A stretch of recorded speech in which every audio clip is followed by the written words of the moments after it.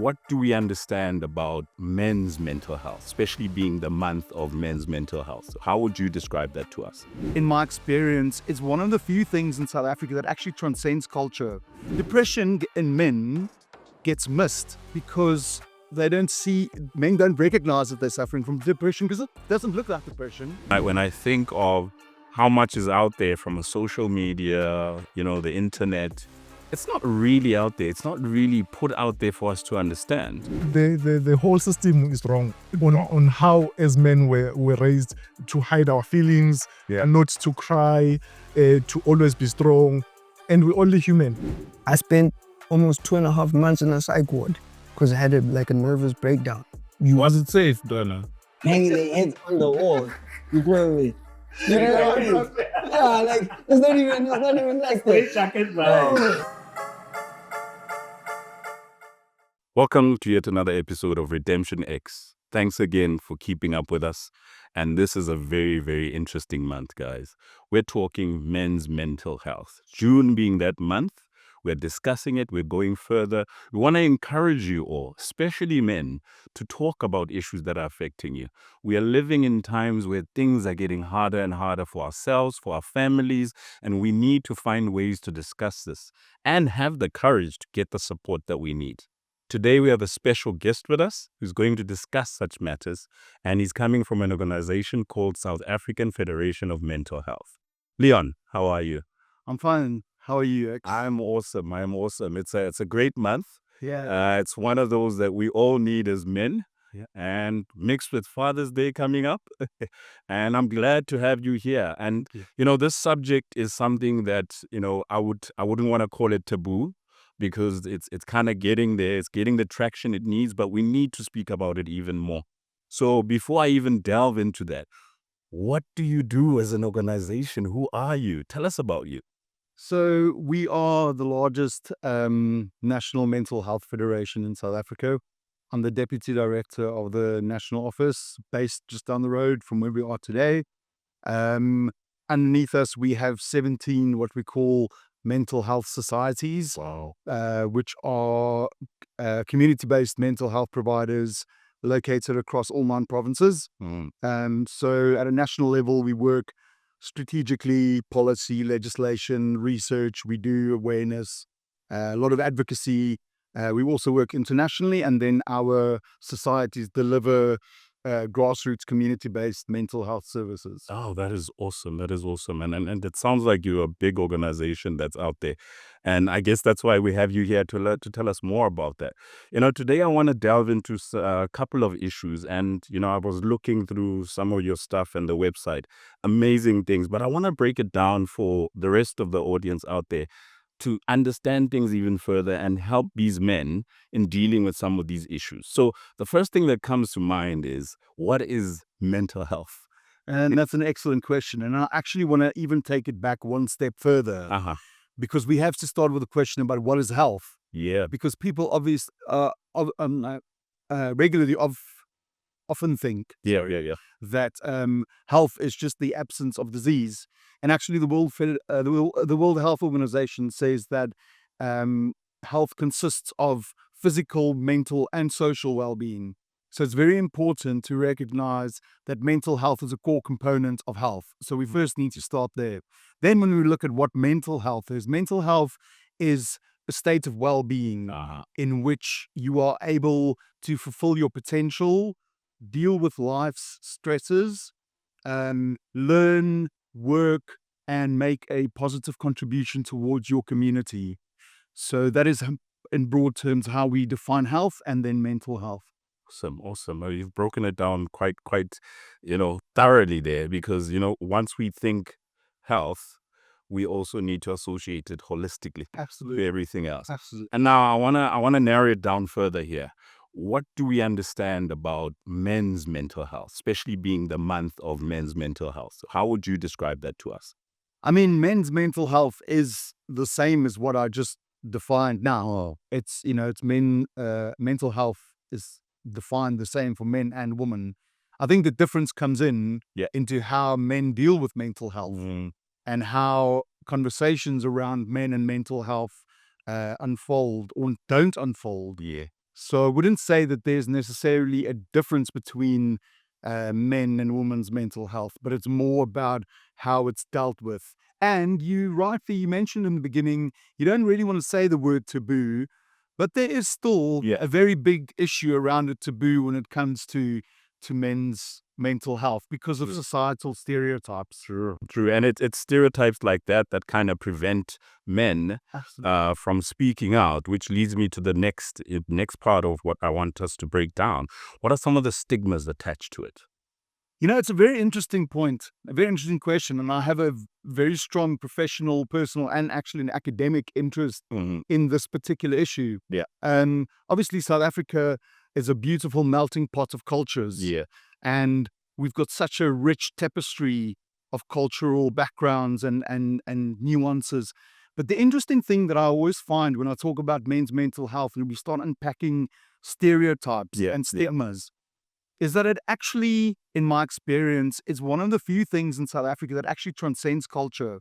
Whether you speak to a white man, a black man, culturally, Zulu, Tswana, Afrikaans, there are certain similarities in that we grow up learning that men need to be tough. Yeah. Big boys don't cry.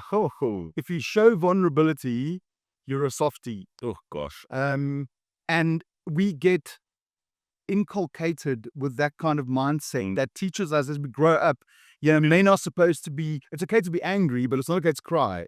No. So we don't give expression to a full range of emotions, which is psychologically not healthy. And I think that those pressures around, men need to be the steady rock, the voice of reason, the breadwinner, very much the provider. And it very much also links to the kind of patriarchal culture that we have in South Africa, still across many cultures, where, the man is the strong one and there's no room for weakness or showing weakness. I mean, I grew up in the Afrikaner culture and I can tell you it was brutal. Yeah. There was no... Met the baie sterk man wees. Daar's nie 'n plek vir sissies. Ja, sien jy. And there was no space for talking about vulnerability or expressing vulnerability. Yeah. Within family systems, within school, amongst peers, it was a complete taboo. So there is still that element to it. And it takes us back to quite a lot when you speak of issues of having it to be taboo, not being able to speak about it. I remember having a conversation with a friend of mine, and he was having a tough time about a personal issue. And he broke down, he started crying, and he said to me, I'm sorry, I don't know why I'm crying. I'm like, nah, relax, buddy. If God didn't give us tears to cry, then what are they for in men? You understand? It's kind of my logic towards it to say, we have tears, cry, let them out. There is a psychological release that happens when you cry. And I want to encourage you guys, do cry. Do not listen to voices of unreasonable mentalities that tell you not to cry. It's okay for men to cry. And adding to that, you spoke of the provider. You spoke of the hunter-gatherer type of context. Financially, what are some of the implications that men's mental health has had on men that you may know of, that you have dealt with as an organization? I mean, I think the main financial thing is that men feel, because of those societal stereotypes, men feel that they need to be financially secure, being able, again, going back to that concept of being the provider. And if men don't have that sense of financial security, it can actually trigger mental illness. It can lead to depression. Wow. Financial problems is one of the is a big contributor to mental health conditions like depression. So I think, and again, it ties back to that stigma of having to be the breadwinner, the man kind of being the head of the household. And then obviously the other financial implication is if men become unwell and they can't work and they can't provide, then it's just a spiral. It's just a spiral downward. Yeah. And you look at our economy today, I mean, the unemployment rate is shooting through the roof now. It's gone up to about, 42%? And if you think what that is doing to families and men being seen as the provider and no longer being able to provide, the psychology behind it in the home, the level of respect sometimes goes down. And I think, like you're saying, this is what contributes to men feeling, okay, I'm depressed, I am suicidal, I am all of these things. And I wanna shift the conversation a bit here, just to look at the other side of the coin. In your experience, have you seen any differences from a financial impact point of view that has affected men versus women differently? So have you seen women being impacted this much when it comes to mental health, when it comes to issues of finance? It's not really something we as an organization have ever really, and I've not really ever read any like really credible content on. I'm not saying it doesn't exist, but I'm not really aware of what that differentiation would be. I guess it goes back again to the role within the family. If there is a culture of the man as the head of the household, if he loses his job, I guess within the family context, it might be more of a crisis than if the mom loses the job. Okay. While dad's still got a job. I don't know, but then It also depends on the family structure. and it depends on various factors. So Okay. I can't say that I really I can differentiate too much about that. Fully understood. And then from assistance point of view, when men go through such, what kind of assistance is out there for them? I mean, if you don't mind, I want to take you back a few steps because you mentioned something very important in passing just now. You mentioned depression and suicide. Yes. And when we talk about men's mental health, Yes. we cannot have a conversation without just looking at those two issues. And I'll tell you why. There are a few trends and stats that I just want to unpack because I think it's a very you sound like you're in my head right now because I wanted to get to that. I wanted to understand these stats so that South Africa is also, and the world at large, is also able to understand the impact that men's mental health has. And it's very severe. So generally men have, because of the cultural norms, because of the societal stereotypes, men have poor help-seeking behavior. Much worse than women. Women are much more likely to reach out for help than men are, okay? What we see is that men and women, obviously both genders, develop mental health conditions. Women are more prone to seeking help than men. So women get diagnosed more with things like depression, such forth. The depression is extremely underdiagnosed in men for three reasons. First being men don't go look for help when they feel that they need help. Second of all, depression in men. So if you think about depression, traditionally, you think low mood, feeling tired, not having energy, that kind of lowness. In men, depression can look exactly the opposite. In men, depression can lead to substance abuse, anger, irritability. So it's kind of on the completely other side of the spectrum. So depression in men gets missed because men don't recognize that they're suffering from depression because it doesn't look like depression. Their loved ones don't realize that they need help because it doesn't look like depression. He's just irritable. He's always happy, he's always excited, he's always having fun. But he's just a bit irritable, he's going through a stressful time. So what happens, just to summarize, is that women get diagnosed more with depression.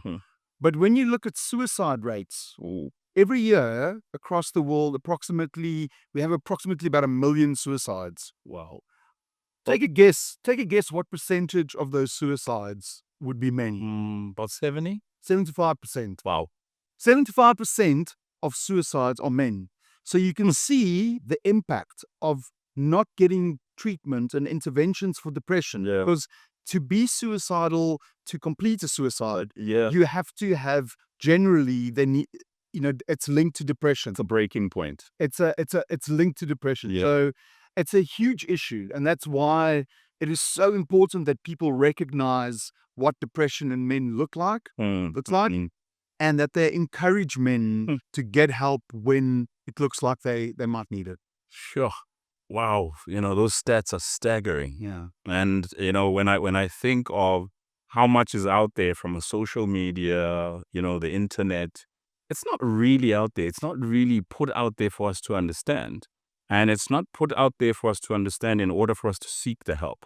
Yet again, guys, this is that month. This is that month where if you need the assistance, reach out, talk to someone, talk to organizations, and Leon will definitely leave his details later on to kind of, reach out to their organization to get the assistance that you may need. And you spoke earlier about, substance abuse, and I want us to delve into that. What kind of cases have you come across? How would you identify someone who's going through that whole phase and is in that side of the spectrum, and versus someone who's just is a social drinker? It's a very difficult or a social, I don't know, Yeah. So it's a very difficult thing because substance use disorder is a classified mental illness. Okay. So it's actually, if it reaches the point where you are addicted, yes, the substance abuse is causing you to lose your job, your family, it's causing health problems. It's actually a diagnosed mental illness, a substance use disorder. But there's a lot to it.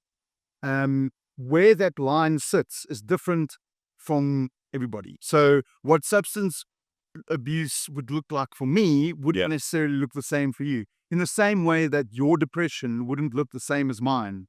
So you can't draw a line and say that's exactly when it would. The person, it's on an individual basis, and they would need to be assessed by a qualified mental health professional, like a clinical psychologist or psychologist, which I'm neither. But I think the important where substance use or substance abuse comes into this conversation, like I said, first of all, it is linked to depression in men. Okay, so when men aren't able to deal, you were speaking about your friend who broke down and cried. What do men often do?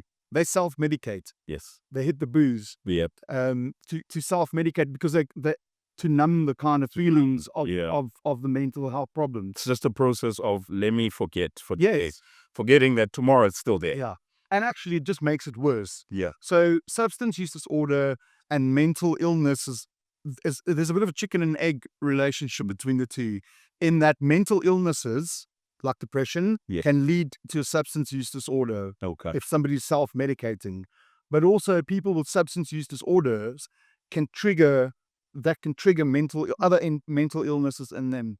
So substance use disorder and men it's a really important topic, and I think within the framework of this conversation, I think the message is that if you know somebody who, yes, maybe they're a social drinker, but the moment something becomes negative or destructive, the moment they start, it impedes on their ability to look after their family, they start losing their jobs or their job, then they definitely need help.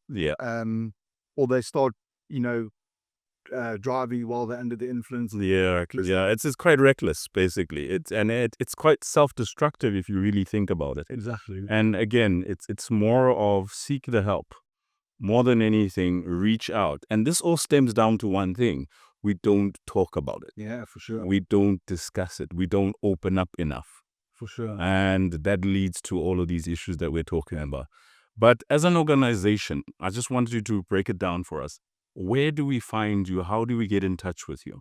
The easiest way is really through our website. It's www.safmh.org. We have a help desk. So it's not a crisis line, but we do referrals.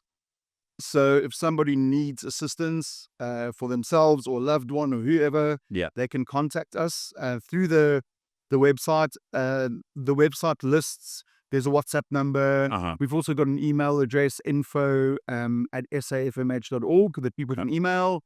They can phone our offices, Johannesburg 011 781 1853. All right. 52, excuse me. 5. But the best way is to go through the website. There's a little form you can fill in. and our help desk will get back to you, and we can facilitate referrals Yes. to service providers that can help with things, anything from counseling to residential facilities to whatever. We deal with all sorts of issues. Awesome. Oh, Leon, you've been a great addition to the RedemptionX team. And I think you've covered quite a lot of what some of the men out there needed to know. And gentlemen, again, RedemptionX is here for you. We're here to discuss some of these issues. Click us up, find out what we can do for you, subscribe to our page, subscribe to our YouTube channel, and reach out to the organization like Leon has said. There is no need for us to sit there and die inside. As they say, ungafeli ngaphakathi. Talk about it, let it out, reach out for the assistance that you need. And thank you again for watching.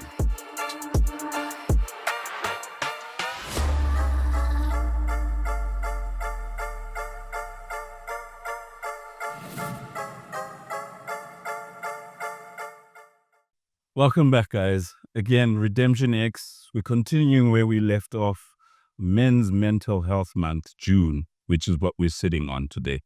It has been such a great pleasure chatting to Leon and understanding better how to get assistance. But as we continue, we're back at it again with the gentlemen on our roundtable. And gents, what a session we had with Leon, eh? Heavy. Heavy. Formative, heavy. And, when Leon was speaking about, around the world, 70% of men that commit suicide. Yeah, 75, yeah. 75, yeah. So it means there is a real problem. There is a problem. There is a huge There is a problem that you are not addressing as men. And, us doing this, I hope we touch someone and they really, look at this and check themselves that, am I suffering from mental health? Or, I know someone who might be doing that, suffering from mental health. So it was very informative. Yeah, thanks, Leon. Nah, listen, echo your statements. Yeah. Echo your statements, And when you say let's touch people around there, yeah, have you come across scenarios like that? Have you come across, or even yourselves maybe, do you find yourself in that situation, or do you know of scenarios or people who you feel have been affected by mental health around men? It's before I even go on, I just want to, condemn the killings that have been happening for women, because I think at the end of the day, it's results of mental issues coming from men. Yeah. You know what I mean? So no one wakes up one day and decide to kill anyone, Yeah. So I think there's issues that as men, we need to work on. We need to work on ourselves, and we need to, growing up, we've been seeing our friends knowing someone who's got some issues, and it's been taken lightly. Umuntu will just say, uyahlanya lo vele unje. But so it's something that esimjwayeza sikujwayele again uyahlanya. Siyazi uzosihlanyisa buye yabona. Like it's very disturbing, because when we were growing up, we never knew that there is something like mental health, but we're smart enough to understand, a nature of certain behaviors that, what, this is not normal.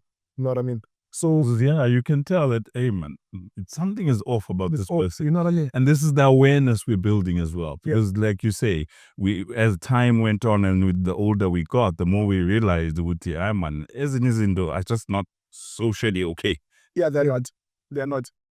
But I think it's because, when you look at it, that's your guys' generation. I think my generation then is on that precipice of now starting to understand it and speak out about it. I think the generation after me is the ones that are fully within, entrenched and understand it and know it, right? So I think when you look at it, I've lost friends to suicide and all of these things, and it's just there's no reason why. I think sometimes you always want to ask the why, and sometimes there's no reason. Also, it's also sitting in a position where you kind of self-blame a bit. How did I not pick it up? How did I not know? Out here, mara besihlala sonke. Why ringi? I could have. It's like survivor's remorse, because you're like, I thought, well, put together all of these things, but you can't just base it off that. Yeah. You know what I mean? You just can't base it off that. I think you need to, indulge and really find out what it is that's happening. Because have you ever have you ever done therapy? Yeah. You know what I mean? But at what stage are you doing therapy? What led to you doing therapy? You know what I mean?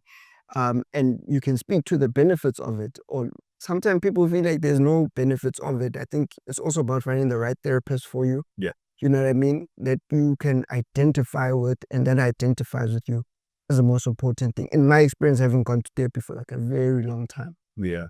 and still going through it, is like you still need to understand that this person needs to understand your language in a sense and speak to your things. Yeah. I think another thing is as men, I think we need to speak out more. True. But I can also understand why men don't speak out more sometimes, because it's a fear of being judged. Yeah. Remember when growing up, guys, when you say something, hey, maybe you come back from school, a girl beats you up, and then, so I think that we grew up with that thing that, indoor mustn't cry, a man mustn't cry. Like Leon was saying, that's what Leon was saying. So, I think the whole system is wrong on how as men we're raised to hide our feelings, and not to cry, to always be strong. And we're only human. Exactly. Exactly. And that's exactly what I was saying earlier with Leon. Yeah. Why do we have tears if we can't use it? Just because we are males, does it mean we shouldn't cry? Yeah. And this is what leads to bottling. Yeah, exactly. And bottling leads to anger. And once anger finds a release, this is where we're taking it back to you now. You find that men are abusive. Yeah.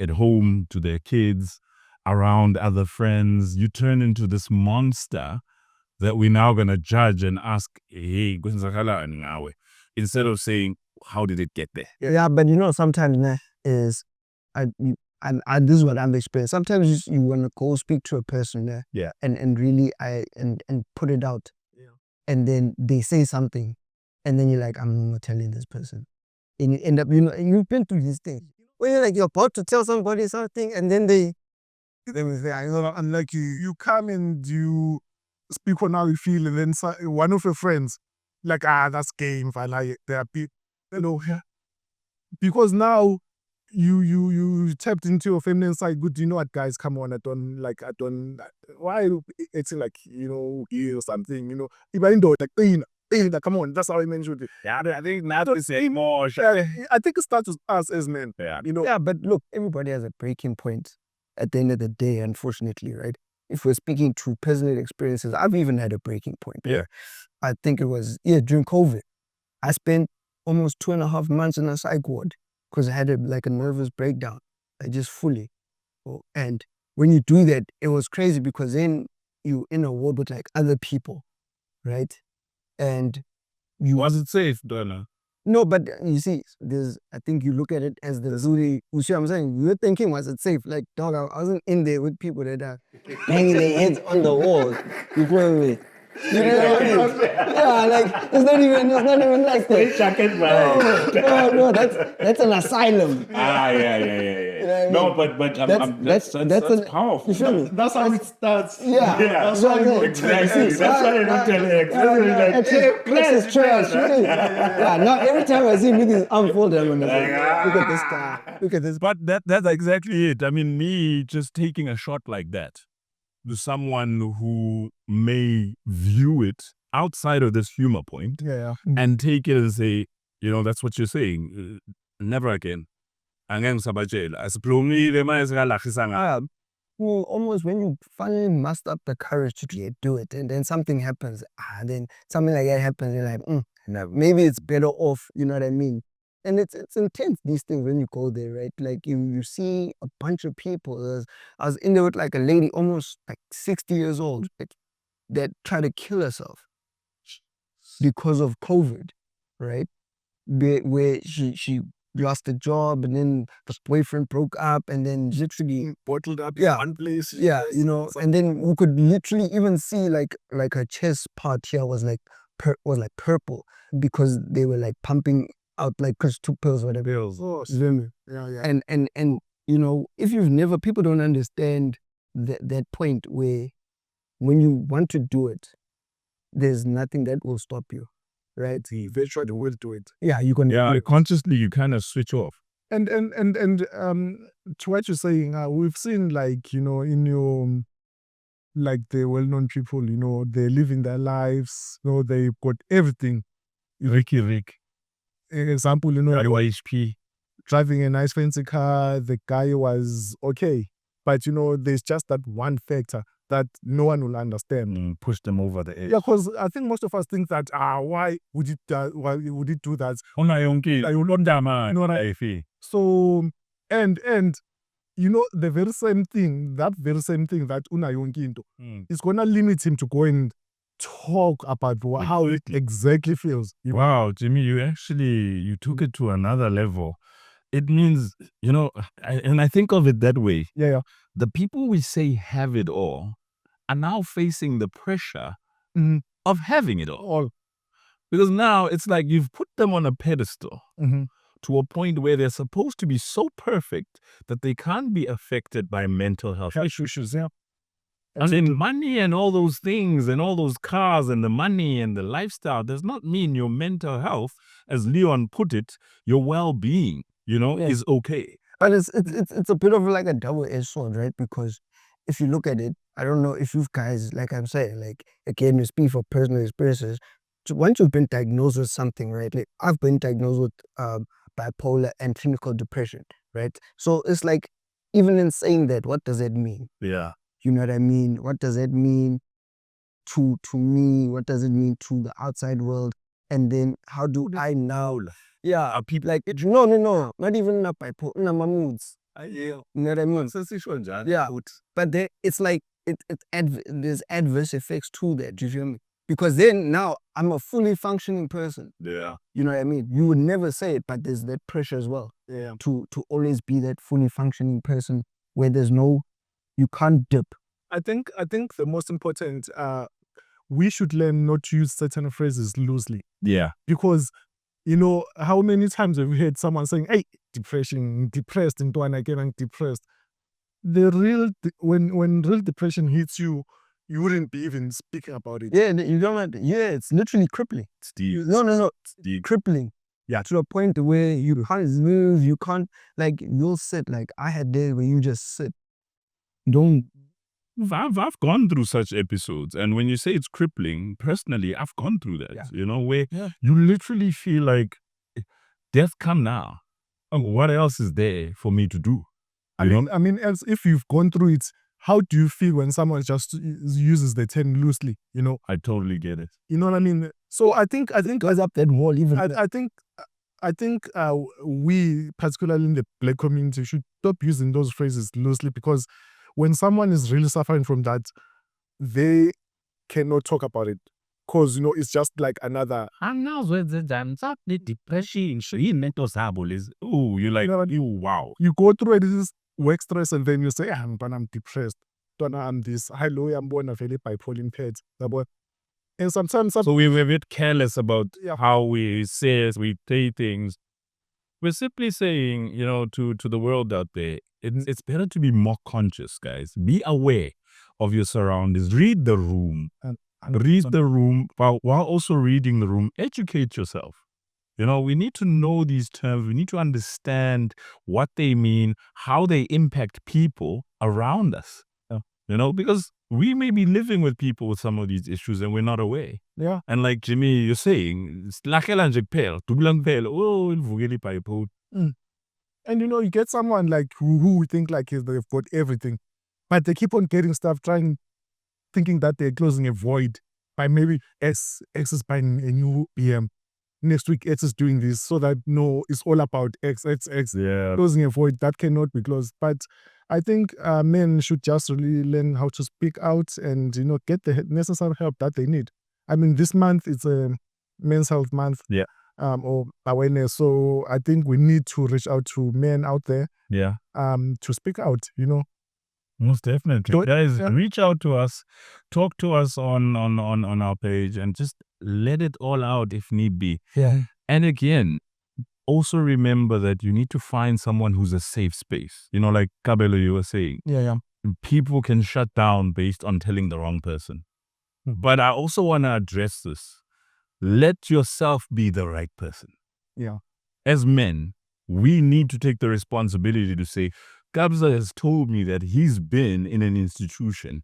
I don't need to treat him like he is diseased, but I need to be conscious of the fact that this man has gone through something. And it's not my responsibility to go out there and spread the word. Yeah. Because that's me shutting him down again. Yeah. I mean, on the last week episode, we spoke about how often when you tell someone like something is used against you, Yeah. So I think we should avoid that at all costs. If I come to you and say, X, I've got 1, 2, 3, and then, or even our partners, we're talking about partners, I think we can feed off from each other. Yeah, but I think also the partner must know what they're getting in bed with. Yeah. You feel me? Like it doesn't do nothing for that person to want to help you, whatever, but you also are not fully cognizant of what it is that they should help you with. Yeah. And when you touch the subject of partners, men sometimes who go through a lot in life will avoid the dating game until they are okay because of certain pressures that it comes with, whether financial, especially financial. Nah, What? I want to contradict that a little bit because sometimes they be running through women. Yeah, that's a void issue again. You see what I'm saying? Like, So it's not such a closed off in the sense of there's like, I'm not saying that this is what you're saying where there's like those but there's the other side. yeah, like, I think the most dangerous person is someone that is cognizant of these things and still proceeds to do it. You know what I mean? Where it's almost like a shield for bad behavior in a sense. And I think it kind of leads to that mindset of let me get as many as I can, kind of avoid. Yeah, because then it becomes quite narcissistic like that, and then it's manipulative in a sense because I think you're using it as a crutch in a sense. I think it goes back to what Leon is saying, like when it comes to like substance abuse, So it has a bit of that as well, because now you find people getting drunk always. You cannot be always in a happy mood, Yeah, but I think what, man, even when you say substances, I think even when you go to therapy or whatever, they give you all the medicine and all of that. Some of it is tricky. I can tell you that from experience. It's very tricky because they like mood stabilizers in a sense, right? So I also have ADHD, right? So when they put you on something like Ritalin, for example, right? Nah, that's heavy. That's something where you run at a 10. Right? Yeah. It puts you at a 5. Okay. In a sense, right? And then the problem is once those hours are done, you stay at 5. And then you go take it again because you have to. Now you're at 0. You see what happens? So you almost in a sense become like a zombie. A zombie. Because I've heard people say that. You literally are indoctrinated into that thing. So sometimes even the medicine is tricky. You know what I mean? And it leads to other abuses of other things, not necessarily alcohol. I think this generation is not alcohol based. Yeah, there's a rottenness out there. Yeah, it's not just like alcohol based. So you saw during COVID, I don't know how many people just couldn't live without liquor. Yeah. I mean, there was a black market for it. No, but like you saw, take it, he scored. Okay, you saw people feeling for this thing. And it tells us a lot about our society. I mean, I remember that period when was it, level 5? Yeah. And where nothing was allowed. And people were literally going on social media saying, you know what I mean? But just before we move on next, I just want to ask you, Kabs, when you're taking that medication, do you get to a point where the doctor says, you know what, now you're okay, I'm taking... You can never be okay. You can never be, because it's something that you deal with. So you had to learn actively, even with like ADHD, I had to learn actively how to train my mind to focus on something. Yeah. You have to actively want to do these things. It's like, you know, like if you're an addict, you're always an addict. You know that, right? Yes. Yeah.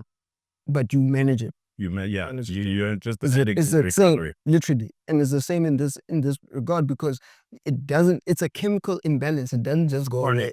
You feel me? It doesn't just go away where you took the pills, now it's gone. It's gone. Yeah. Wow. And if you look at it in that way, you're gonna trap yourself.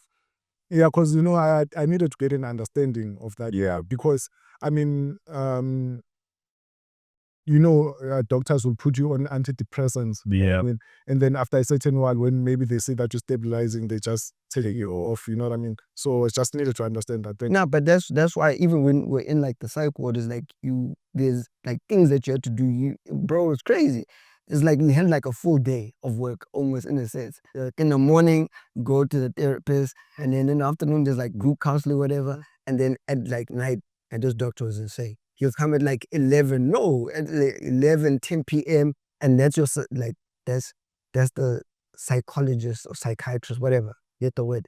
But that's the guy now where he's like unpacking you in a sense. Yeah. So now you go through that for almost 2 months. Every day. Effective for you though. I think to a point. Like all these things are always to a point, right? Yeah. Because life happens. Yes. Yeah. You know what I mean?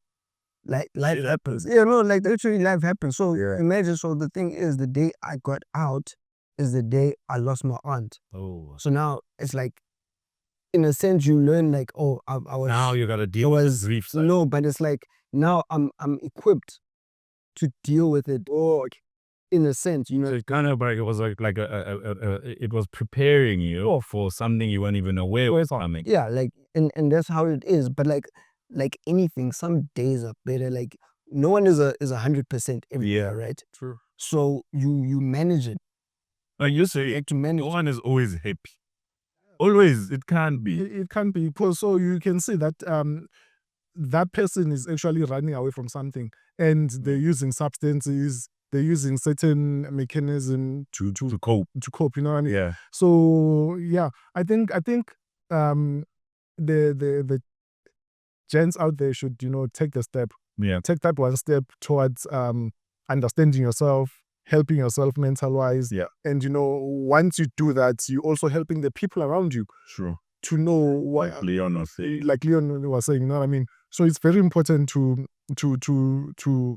self introspect, and then take it from. And I think that's where we kind of want to close it off at. What are some of the solutions? What could the gents do out there to actually get the assistance? Like Jimmy has said, use your support structure. Yeah. And have good support structures.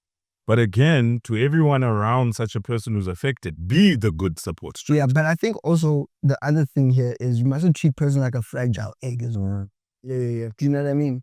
It's like He's walking on eggshells, right? Yeah, like, because now you are like, it's like a disabled person. You don't want to be treated like. Yeah, like, don't want you it. know what I mean? Yeah, no, totally, I get you. So it's creating that balance, Correct. basically, to say, I'm aware that you're dealing with this, but at the same time, I'm going to normalize it as part of our everyday life. Sure. Yeah. And that's okay. Yeah. That's perfectly fine to say, and it also means be a little bit more sensitive. And again, it goes back to what you were saying. Yeah. We can practice sensitivity as gentlemen. Yeah. Nothing is stopping us from hugging a person. I mean, for goodness sake. Next thing, like you were saying, what's wrong with you? Manjing our teeth. Yeah, but that's why that trend, that calling your male friend to say goodnight is weird to me. Yeah. Hey, so that let's do it, man. It's Real. And did you see Exodus' reactions? He was like, what the? Like, guys, we've been OT. But this one is I was like, not kept like on. This is hitting at something. That's what I'm saying, because some that good night things, you might be saving someone. Yeah, exactly. Yeah. That you. I mean, personally. But what you say is weird for you? No, I meant it was weird for them to be. Like, the one to be. Yeah, like, no. How other people are reacting, like, why would you call your male friend to sex? Yeah. You know Yeah, what I no, mean? that's That's what I'm saying. social It world. was They like were that's reacting. the part that I'm saying is like weird feeling. I guess Just because we haven't normalized. Yeah. You know, and going back to what you say, It's like, yeah. going back to what you say to, to your friends or family. I grew up in a family where our father conditioned us, literally conditioned us to say, I love you. Yeah. At a very, very early age. To this point, Whenever I speak to any of my siblings, guys, we don't end the call without saying, I love you. Yeah, first time, yeah. Yeah, it's one of those. You see, you say that to a normal dude, just like, Bye. Hey, lava my young too. so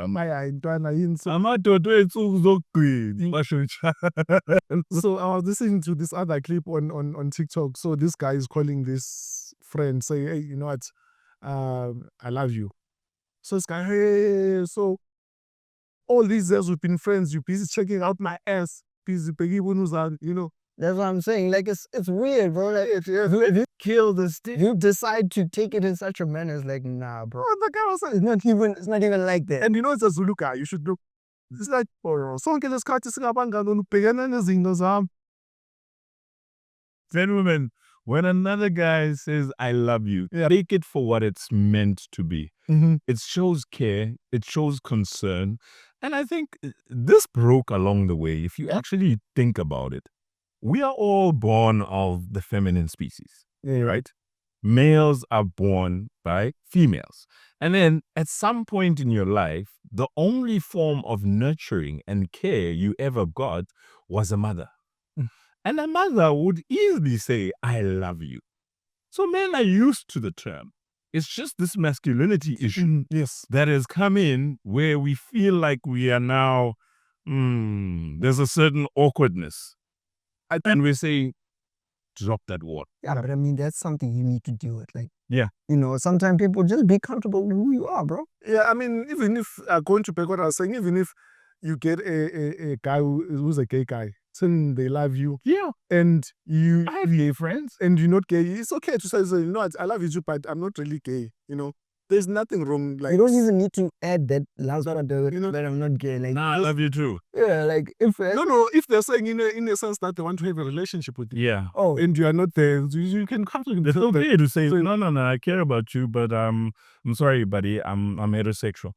And it's okay. Yeah, it's okay. I respect you and leave it at that. Yeah. Because again, this goes back to some of the triggers we have as males.